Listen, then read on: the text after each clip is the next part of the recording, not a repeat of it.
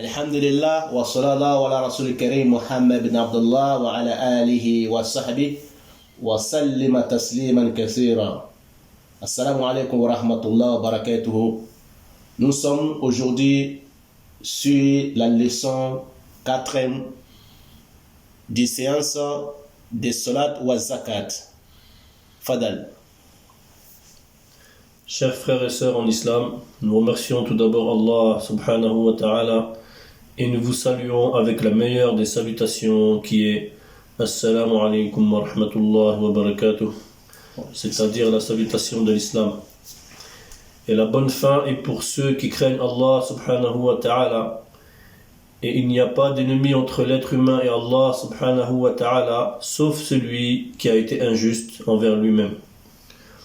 Nous le remercions, nous lui demandons sa bénédiction, le salut et la paix sur le noble prophète Muhammad sallallahu alayhi wa sallam, sa famille, ses compagnons et tous ceux qui vont le suivre jusqu'au jour de la résurrection. Chers frères et sœurs en islam, aujourd'hui nous allons débuter notre leçon sur Salat wa Zakat, le 4e chapitre. Nous vous avons salué, chers frères et sœurs en islam, avec la meilleure des salutations. Comme nous l'avons déjà dit, celui qui passe le salam a beaucoup de récompenses, de même que celui qui répond aura beaucoup de récompenses. Donc la signification de Assalamu alaikum wa rahmatullahi wa barakatuh est que la paix de Allah soit sur vous, ainsi que sa miséricorde et sa bénédiction. Donc celui qui passe le salam et celui qui répond auront les mêmes récompenses s'ils répondent de la même façon. Et Allah récompense et multiplie les récompenses, et il les multiplie au niveau qu'il souhaite. Chers frères et sœurs en islam, nous ne reviendrons plus sur le tafsir de ces muqaddamat, c'est-à-dire de cette introduction, salutation et invocation de départ, car nous l'avons traduit à plusieurs reprises. Donc sachez que nous reviendrons plus dessus lors des prochains cours. Nous allons maintenant passer à la 4e leçon de Salat wa Zakat.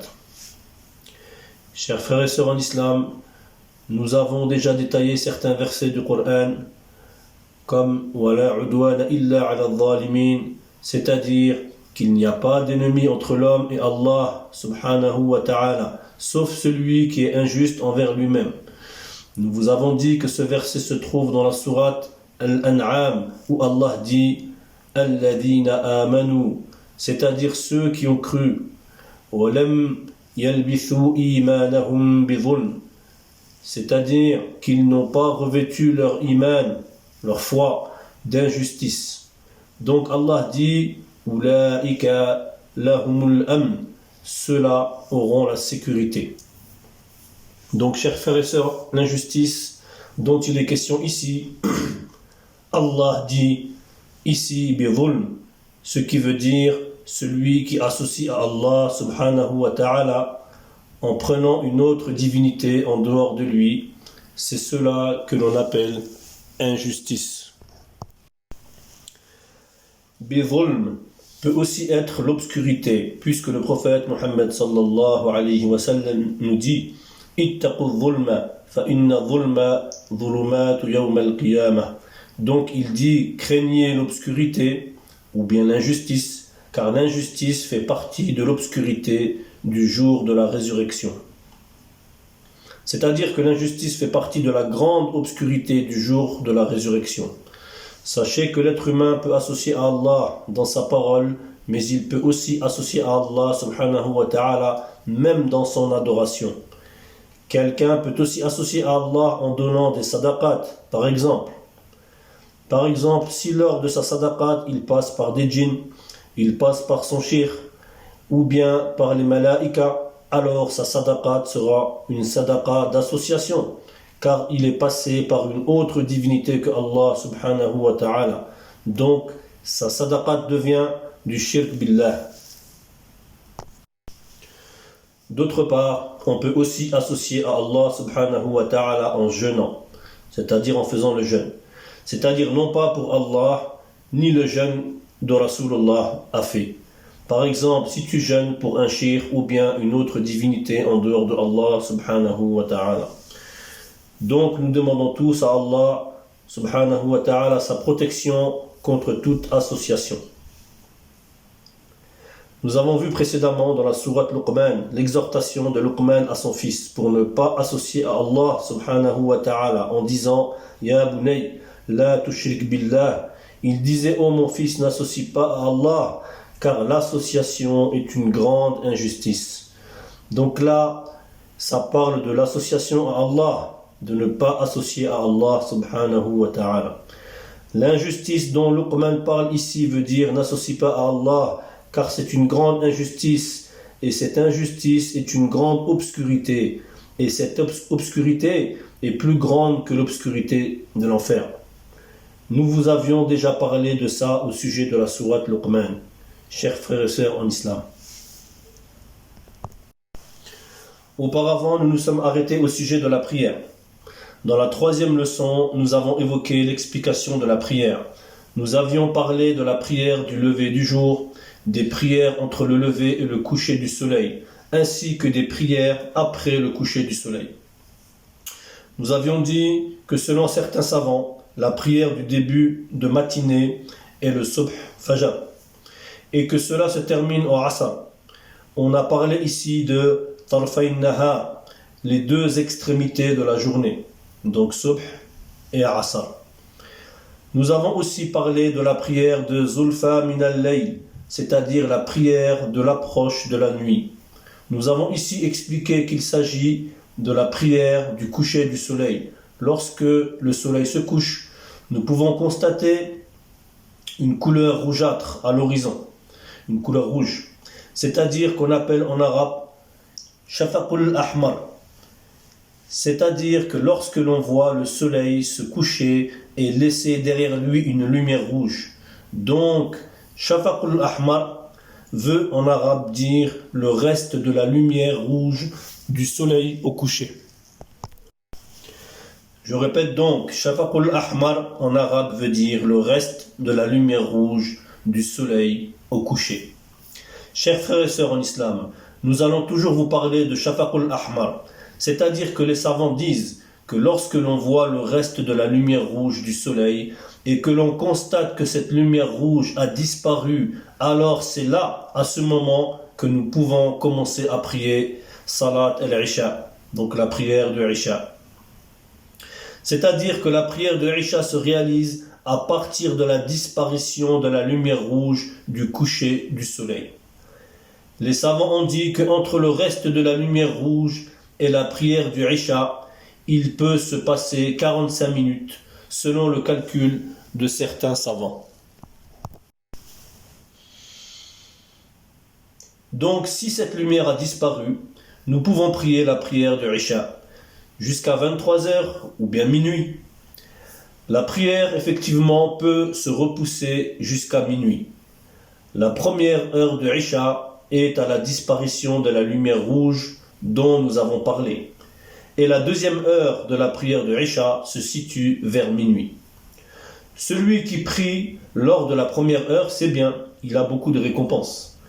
Et celui qui prie à la deuxième heure, c'est-à-dire, comme nous avons dit, vers 23h ou bien minuit, alors c'est encore mieux. Mais attention, à condition qu'il prie en jama'a, c'est-à-dire en groupe. Et le groupe, c'est à partir de 2, 3, jusqu'à un nombre illimité de personnes. À partir du moment où on prie en groupe, on aura toujours plus de récompenses que celui qui prie seul. Donc, maintenant, si on prie à la deuxième heure, qui est préférable que l'on prie seul, on ne peut pas avoir plus de récompenses que celui qui prie à la première heure en groupe. Parce que lui, il a prié en groupe, et nous, on a prié seul, même si c'était à la deuxième heure qui est préférable. De plus, le groupe qui prie à la première heure aura moins de récompenses que celui qui prie à la deuxième heure de Isha. Tout dépend des conditions de la prière. Celui qui prie seul, comme nous l'avons dit, ne peut pas avoir plus de récompenses que celui qui prie en deuxième. Mais si les deux prient en groupe, alors le deuxième groupe a plus de récompenses.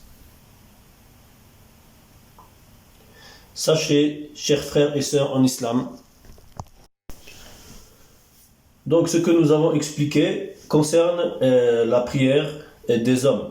Et si nous abordons spécifiquement le sujet des femmes, alors sachez que la prière de la femme dans sa chambre, comme l'a dit le prophète sallallahu alayhi wa sallam dans un hadith, la prière de la femme dans sa chambre est meilleure pour elle que la prière dans son salon.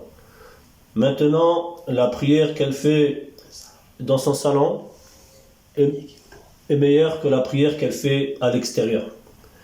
Maintenant, si on parle de la femme qui va prier à la mosquée, en jama'a, en groupe, alors oui, cette prière-là sera meilleure pour elle que la prière qu'elle fait toute seule chez elle dans sa chambre. Mais si la femme prie toute seule à la mosquée, alors non, dans ce cas, la prière qu'elle va faire chez elle toute seule est meilleure pour elle dans son salon que de faire à la mosquée. Nous avons détaillé tout cela car la prière de la femme à la mosquée n'est pas obligatoire, à la différence de l'homme qui lui est obligé de prier la prière à la mosquée. Voilà, chers frères et sœurs en islam.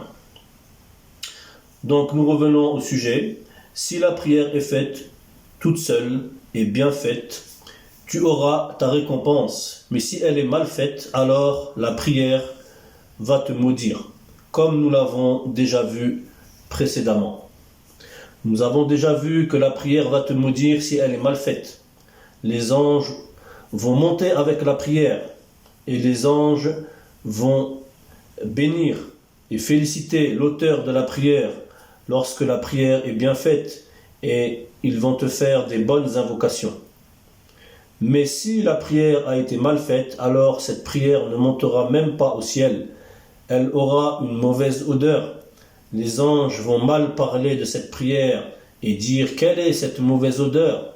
Et ils vont alors dire que c'est un tel, fils de un tel, qui a fait cette prière, et ils vont mal parler de cette prière. C'est alors que la prière va te maudire en disant Daya'aka kama daya'tani, c'est-à-dire que Allah t'anéantisse comme tu m'as anéanti. Mais si la prière est bonne, alors elle dira une bénédiction. Ahsanaka Allah kama ahsantani, c'est-à-dire que Allah te fasse du bien comme tu m'as fait du bien, que Allah te rende beau comme tu m'as rendu beau. Chers frères et sœurs en islam, comme nous avons dit précédemment, lorsque la prière est mal faite, avant qu'elle te maudisse, les anges vont d'abord la froisser. Ils vont la froisser, cette prière, comme un papier froissé en boule, et ils vont te la jeter sur le visage. C'est après cela que la prière va te maudire. Voilà pourquoi nous avons intérêt à bien pratiquer notre prière. Voilà pourquoi nous voyons parfois des gens qui prient et malgré tout, ils ont le visage tout noir. Ce sont des gens qui ne font pas la prière comme il se doit. Ils ne respectent pas les différentes positions de la prière comme il faut. Par exemple, l'inclinaison, c'est-à-dire un ruku', aussi la prosternation, c'est-à-dire le sujoud, ou bien il fait sa prière rapidement et ne respecte pas les versets coraniques. Parmi ces gens, vous trouvez ces gens avec un visage toujours noir, sans lumière de félicité sur eux. Celui qui prie comme il est demandé, alors cette prière, cette personne doit avoir de la lumière sur son front. Son visage est illuminé, c'est-à-dire la lumière de Allah, car il a fait sa prière convenablement. Donc précédemment, nous avions vu de la prière de Subh, Fajr, et de la prière de Asr, qui sont donc les deux prières des extrémités de la journée. Nous avons aussi vu que la prière de l'approche de la nuit, qui était le Maghrib et le Isha. Donc, nous demandons la protection de Allah subhanahu wa ta'ala contre Satan le lapidé. Nous demandons l'aide de Allah subhanahu wa ta'ala. Nous avons dit Iyyaka na'budu wa iyyaka nasta'in. Nous adorons Allah et nous demandons donc son aide. Nous avons aussi parlé de la demande de guider. Ihdina as-sirat al-mustaqim.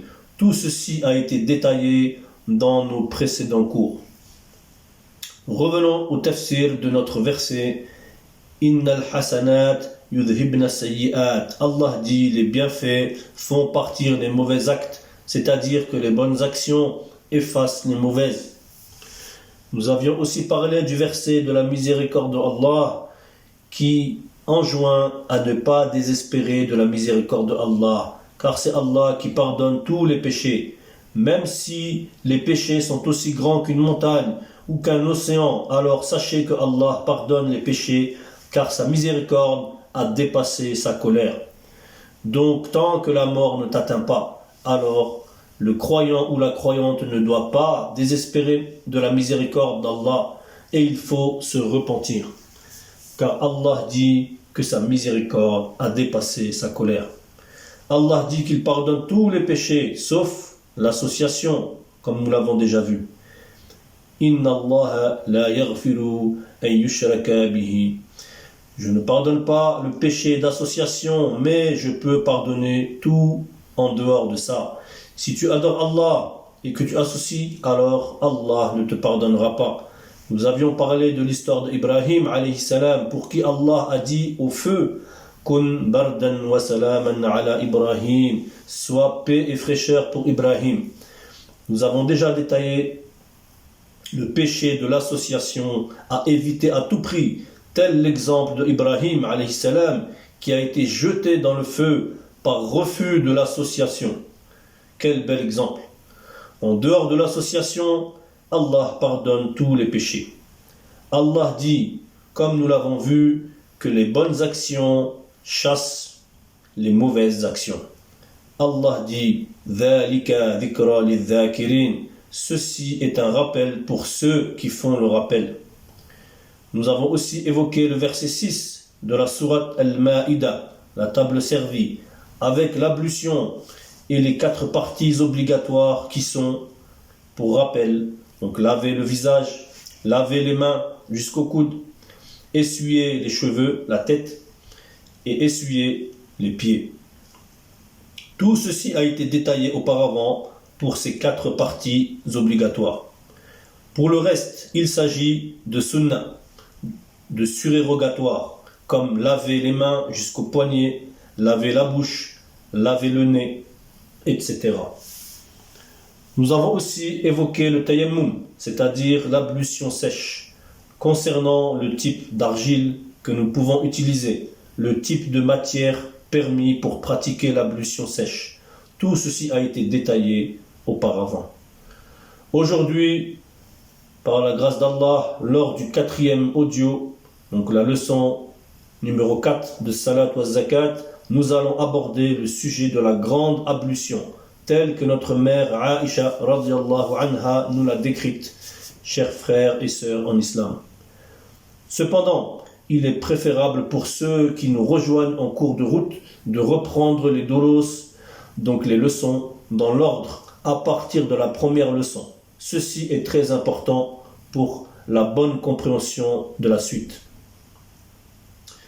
Concernant la grande ablution, tout d'abord, comme nous l'avons dit précédemment, quel que soit le nombre de tes péchés, tu peux toujours te repentir et la grande ablution est un moyen de purification. Concernant la grande ablution, certains disent que cela ne peut pas se faire avec son épouse dans la même douche.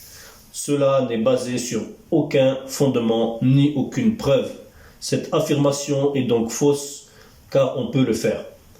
On peut d'ailleurs le faire que ce soit pour la grande ablution ou en dehors de la grande ablution.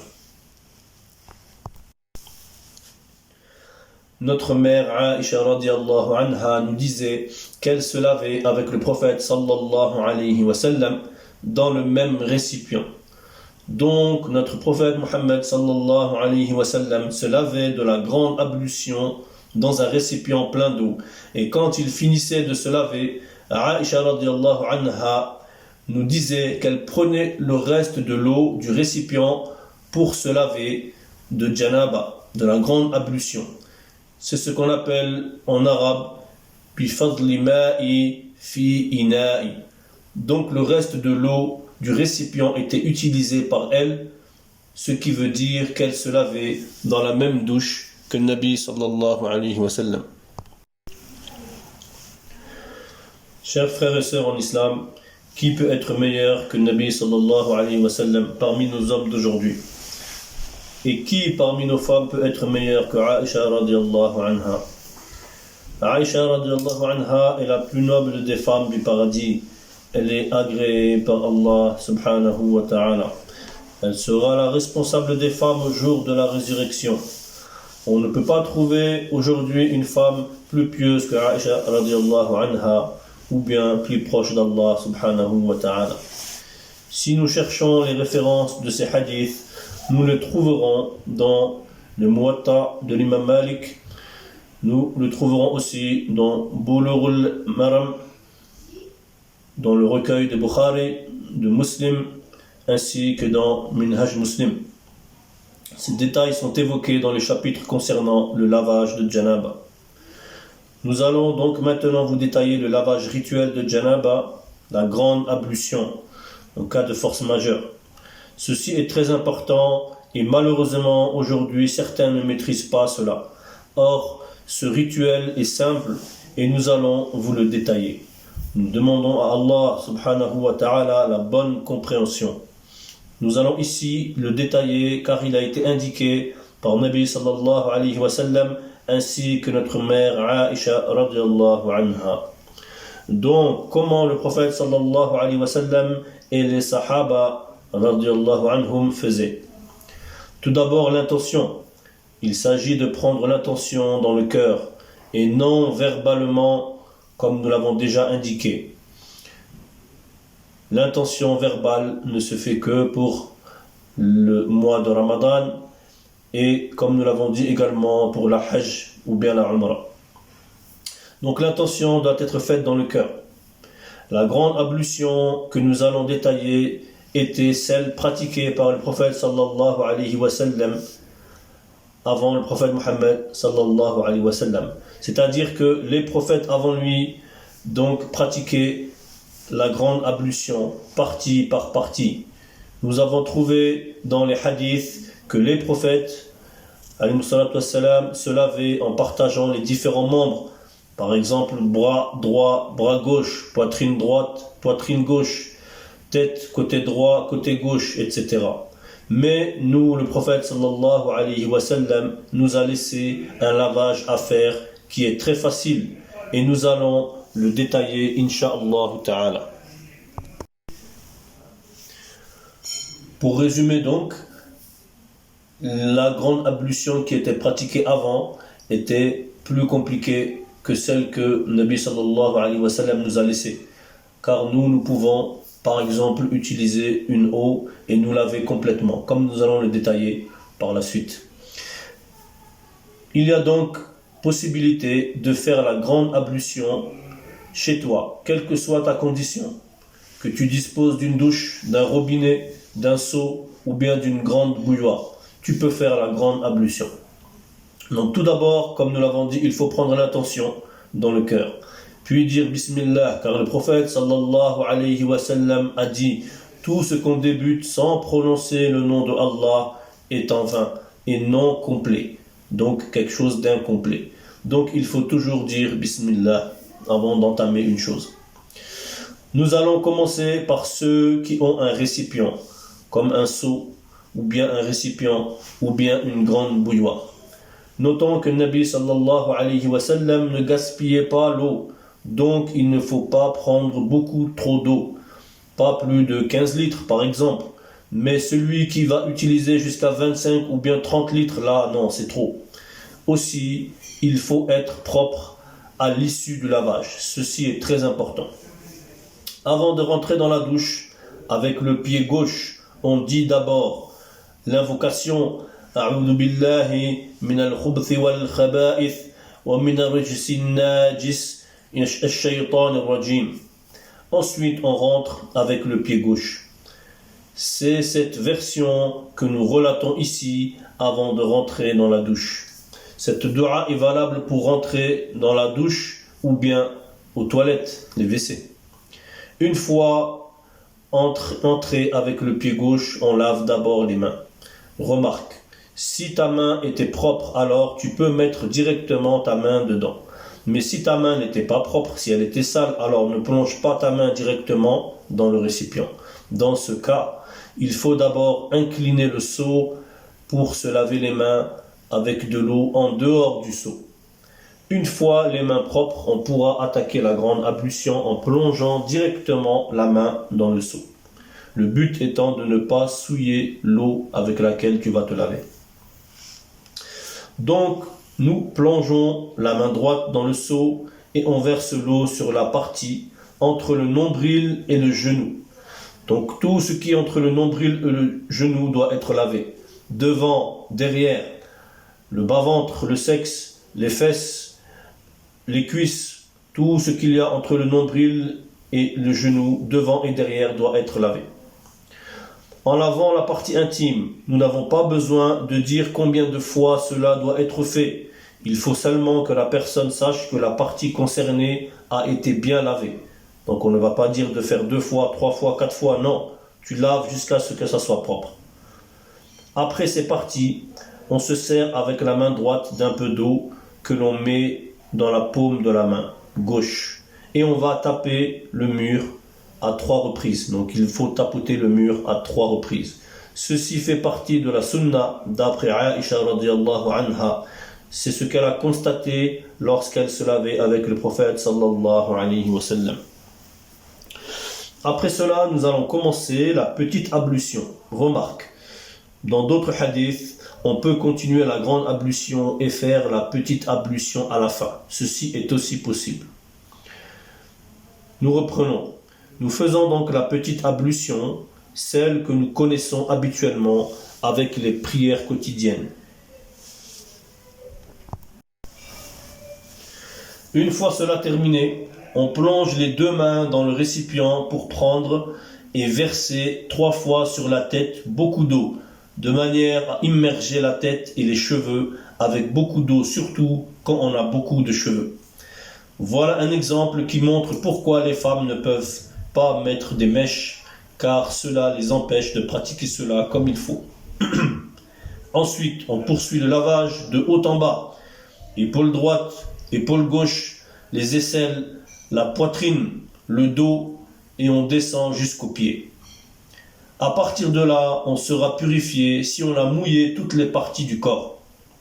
Mais attention, en descendant, il ne faut pas toucher avec la paume de sa main le sexe ou bien le mur de la douche. Sinon, la petite ablution sera annulée et il faudra la refaire avant de faire la prière. Selon certains savants, car la majorité des savants est unanime pour dire que la saleté extérieure n'annule pas l'ablution.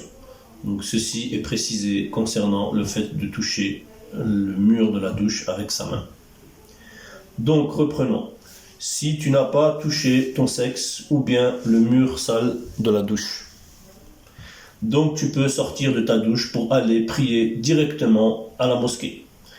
Quand on sort de la douche, on sort avec le pied droit en disant Alhamdulillahi alladhi adhaba anni adan wa afani, ou bien Ghufranaka Allahumma Allahumma aj'alni min at-tawabin waj'alni min al-mutatahhirin waj'alni min ibadika as-salihin.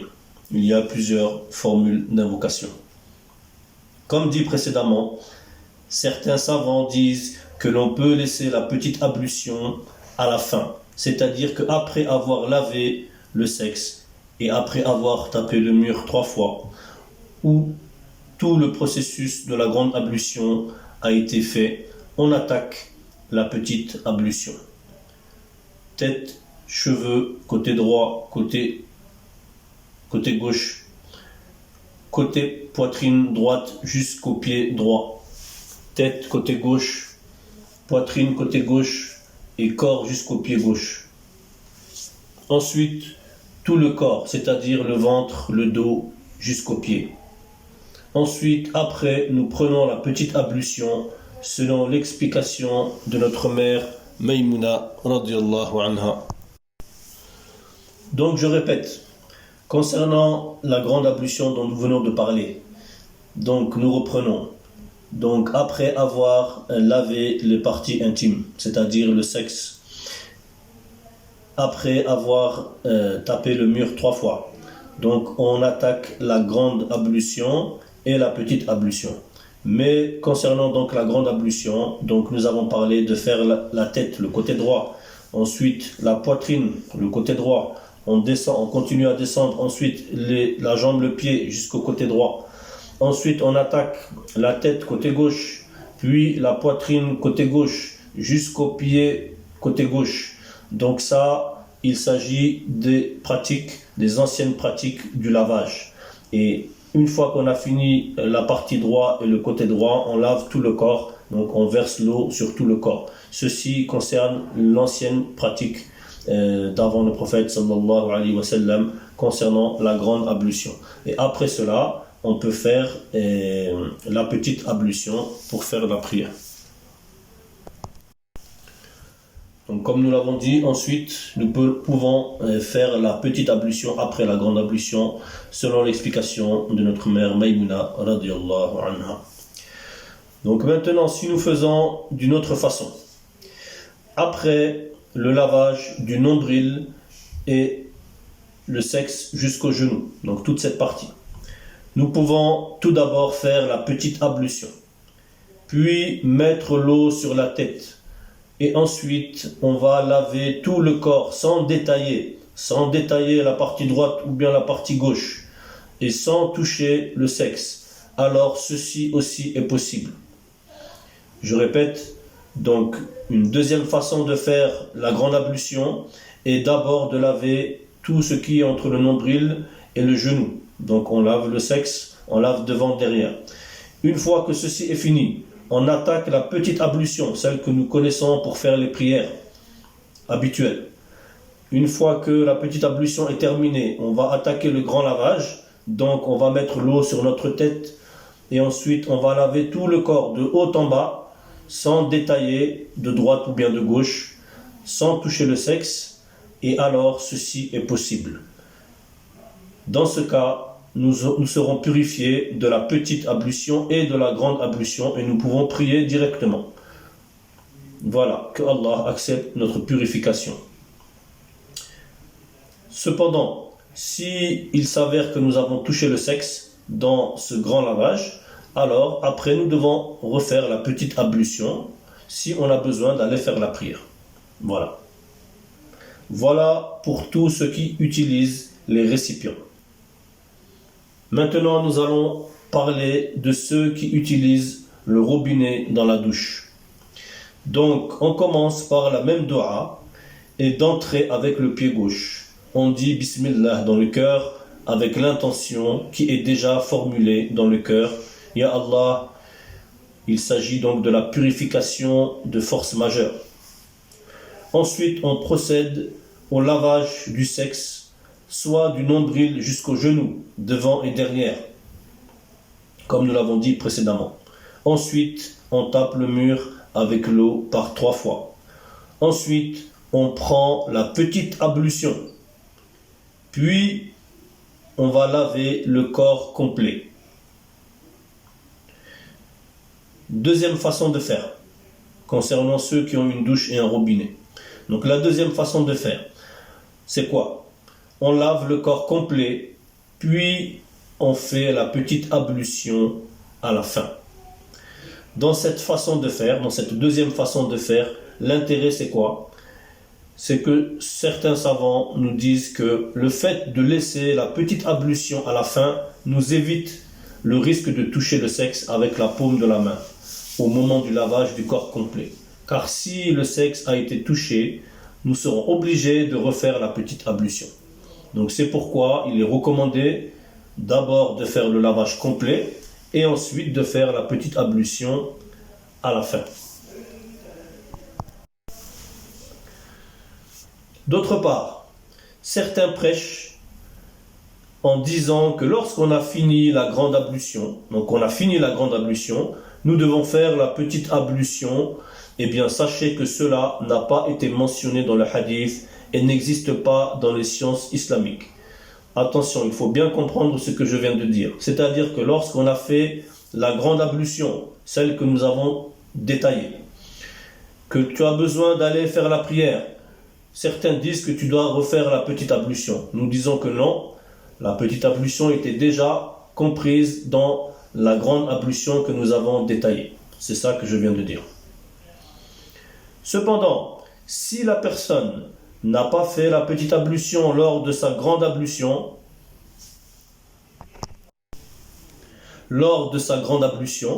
c'est-à-dire au début ou à la fin comme nous l'avons vu, alors là oui, cette personne aura besoin de faire sa petite ablution pour aller prier, ce qui est normal. Rappelons que les hadiths cités auparavant ont été rapportés par Aïcha radiallahu anha ainsi que Maïmouna radiallahu anha. Pour ceux qui ont des piscines ou un lac rempli d'eau, ils doivent prendre l'intention et dire Bismillah dans le cœur. Alors, ils plongent directement dans le lac, le fleuve, etc. Ensuite, ils auront à faire la petite ablution, mais leur grande ablution est valable. Concernant la petite ablution dont nous avons parlé, c'est-à-dire celle qui est associée à la grande ablution, on peut la faire avant ou après, comme nous l'avons dit, et les deux sont reconnus à l'unanimité et récompensés. Cependant, le mieux est de le faire en deuxième, donc après le lavage du corps, pour les raisons que nous avons déjà évoquées. Que Allah nous donne la compréhension. Amin. Chers frères et sœurs en islam, Allah nous a donné le grand lavage pour nous purifier. Allah dit Yuridullahu bikumul yusra wa la yuridu bikumul usra. Allah veut pour nous la facilité et non la difficulté. Il ne veut pas de contraintes, mais plutôt nous purifier.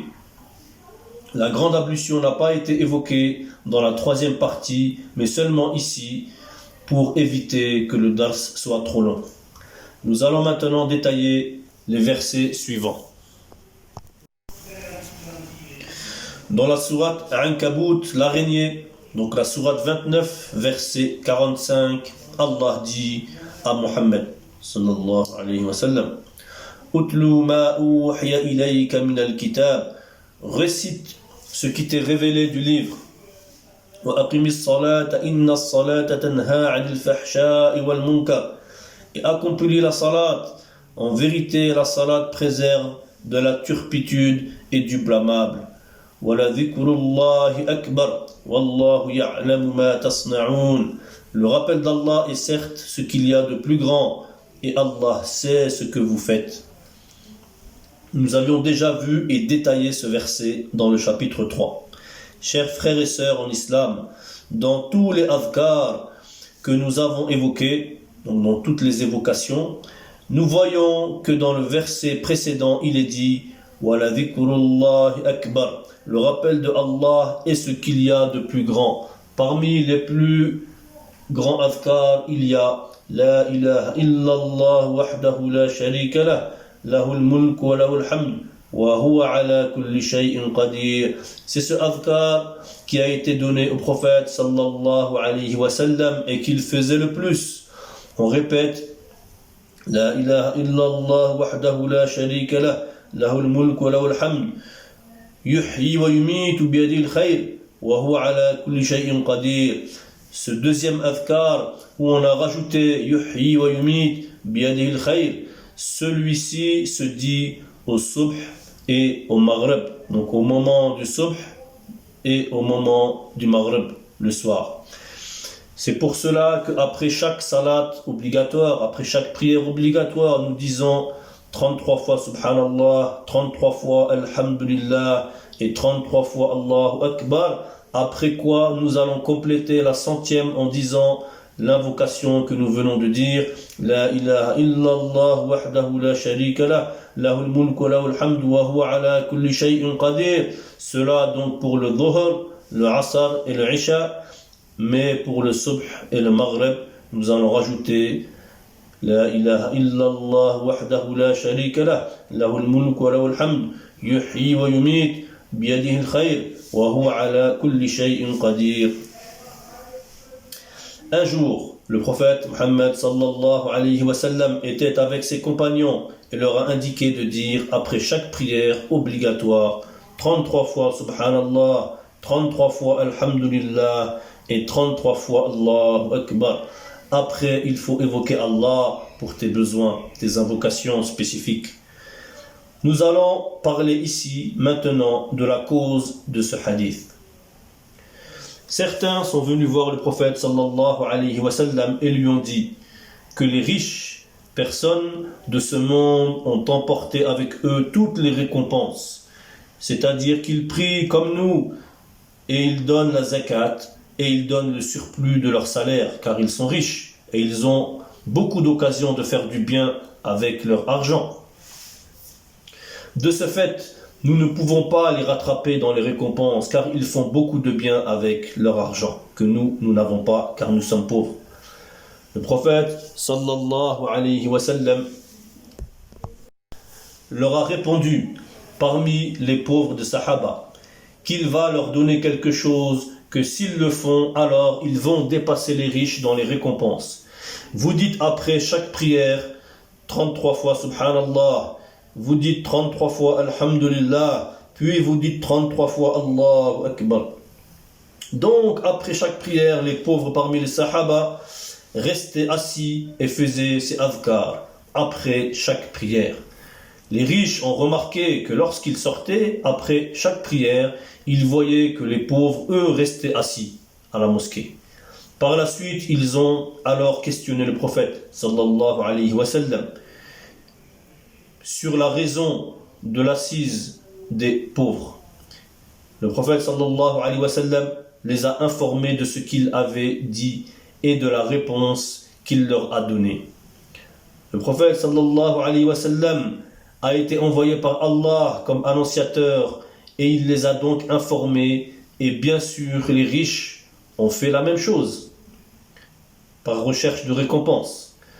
Les pauvres ayant remarqué cela sont allés voir Nabi sallallahu alayhi wa sallam et Allah a révélé un verset qui dit ذَلِكَ فَضْلُ اللَّهِ يُؤْتِيهِ مَن يَشَاءُ. Ceci est le bienfait de Allah qu'il donne à qui il veut. C'est vrai, le prophète sallallahu alayhi wa sallam n'a pas caché aux riches ce qu'il avait dit aux pauvres. Voilà pourquoi nous avons aussi, après chaque prière obligatoire, nous devons évoquer Allah par ces formules. Si on n'a pas de nécessité, il ne faut pas se lever de la mosquée et sortir rapidement, mais il faut profiter de faire ces adhkar après chaque prière obligatoire et invoquer Allah aussi par la suite. Ceci nous permettra d'obtenir beaucoup de récompenses et ceci est un bienfait d'Allah. Donc, chers frères et sœurs en islam, voilà les pauvres sahaba dans la mosquée du prophète sallallahu alayhi wa sallam. Leur chef était Abdallah ibn Sakhur, plus connu sous le nom de Abu Hurayra, radiyallahu anhu. Leur chef était Abdurrahman ibn Sakhur, plus connu sous le nom de Abu Hurayra, radiyallahu anhu, qui est un grand sahaba, qui a écouté et rapporté beaucoup de hadiths. Il faisait partie de ceux que l'on appelle Ahl Sufa. Il faisait l'entretien dans la mosquée. Il faisait aussi le ta'lim, c'est-à-dire l'enseignement entre eux. Il prenait soin de la mosquée. Ce grand compagnon connu de son vrai nom était Abdurrahman ibn Sakhur. Son surnom était Abu Hurayra, car il aimait beaucoup les chats. Ce sahabi n'a jamais été marié dans sa vie et le prophète sallallahu alayhi wa sallam lui a dit que sa femme l'attendait au paradis, donc il ne s'est jamais marié. Pourquoi le prophète sallallahu alayhi wa sallam n'a rien caché quand les riches sont venus le questionner? Parce que Allah dit dans la sourate Al-Baqarah, sourate la vache, sourate numéro 2, إن الذين يكتمون ما أنزلنا من البينات والهدى من بعد ما بيناه للناس في الكتاب أولئك يلعنهم الله ويلعنهم اللاعنون. Donc, dans ce verset, Allah dit, certes, ceux qui cachent ce que nous avons fait descendre en fait de preuve et de guide après l'exposé que nous en avons fait aux gens dans le livre, voilà ceux qu'Allah maudit et que les maudisseurs maudissent. Donc voilà pourquoi Nabi sallallahu alayhi wa sallam ne peut pas cacher ce qu'il a dit aux pauvres. De même, celui qui a la science, si on te demande, il ne faut pas cacher la science que Allah t'a donnée. Il faut divulguer ta science aux personnes qui en ont besoin. Sinon, au jour de la résurrection, et que tu as caché la science, tu ne seras pas parmi les bonnes personnes, parce que tu as caché la science et tu as été maudit, et tu as caché ce que tu devais rendre visible. De plus, il ne faut pas prendre ta science pour manger avec ça. Aklubiddin, nous en avons déjà parlé. Si les gens viennent te demander et toi tu dis « Je ne te réponds pas tant que tu ne m'as pas donné telle ou telle chose » ou bien argent, par exemple. Pour chaque action, tu attends que l'on te paye. Pour faire un mariage, pour faire une janaza. Ou bien tu ne veux pas donner une fatwa alors que tu as la capacité et la connaissance. Ou bien tu as peur du gouvernement, tu as peur de l'autorité. Et donc tu ne dis pas la vérité. Attention à cela. Comme par exemple concernant le hijab ou le niqab en France, certains imams ont été naïfs ou négligents en prétendant que ce n'était pas écrit dans le Coran et que c'était seulement pour les femmes du prophète que Allah a parlé. Or, Allah Ta'ala dit وَالنِّسَاءِ الْمُؤْمِنِينَ avec les femmes croyantes yudnina alayhin. Donc Allah parle des femmes du prophète sallallahu alayhi wa sallam, ses filles et les femmes parmi les croyants. Donc ces gens n'ont pas compris le Coran ou ont eu peur. Dans ce cas, Allah les maudit et les maudisseurs les maudissent, comme nous l'avons vu dans le verset précédent. Voilà pourquoi Allah a donné la science à Nabi sallallahu alayhi wa sallam, et lui, il n'a rien caché. Allah Ta'ala dit وَمَا أَنْتَ عَلَيْهِمْ بِضَانِّينَ. Nous, les musulmans, on doit tout dire sur ce qui est autorisé, ce qui n'est pas toléré, on ne le tolère pas. Nous, les musulmans, on doit dire la vérité. Vous voyez les juifs qui ont dit que Allah est avare. Ils ont dit que sa main est fermée, c'est-à-dire qu'il ne donne pas. Nous, on a vu le verset ذَلِكَ فَضْلُ اللَّهِ. Donc Allah, en réalité, il donne à qui il veut. On ne doit pas être jaloux sur celui qui est riche ou bien celui qui a plus que moi. Sinon, c'est comme si on a considéré que Allah est injuste et qu'il fallait donner à moi. C'est pour cela que les Juifs ont dit que Allah a la main fermée. Voilà l'exemple des Juifs pour qui Allah a dit Ghullat aydihim wa lu'inu bima qalu. Verset 64, sourate Al-Ma'ida. C'est leurs mains qui sont fermées et ils sont maudits pour ce qu'ils ont dit. Puis Allah dit Bal yadahu mabsuutatan yunfiqu kayfa yasha. Au contraire, ses deux mains sont ouvertes et il distribue comme il veut. Donc, chers frères et sœurs en islam, voilà comment Allah a donné sa miséricorde aux riches du temps de Nabi sallallahu alayhi wa sallam. Les pauvres auraient voulu que cela reste pour eux, mais Nabi sallallahu alayhi wa sallam n'a pas accepté cela. Il n'a pas accepté de cacher une science. Nous aussi, nous devons pratiquer les adhkar évoqués après chaque prière. De plus, Allah Ta'ala a décidé que tel est riche et tel est pauvre. Ceci est une épreuve. Chacun sera une épreuve pour l'autre.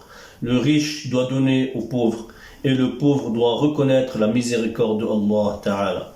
C'est une épreuve pour chacun. Être riche est une épreuve, être pauvre est une épreuve. Donc voilà les adhkar que Allah Ta'ala a donné à Nabi sallallahu alayhi wa sallam et que lui-même nous a donné. Nous continuerons à donner des adhkar lors des prochaines séances. Ainsi se termine la 4e leçon de Salat wa Zakat. Paix et salut sur le noble prophète Mohammed sallallahu alayhi wa sallam. وصلى الله على رسول الكريم وعلى آله وصحبه وسلم تسليما كثيرا. Assalamu alaikum wa rahmatullahi wa barakatuh. À la prochaine séance sur Salat wa Zakat, la 5e leçon. Merci. وإلى اللقاء.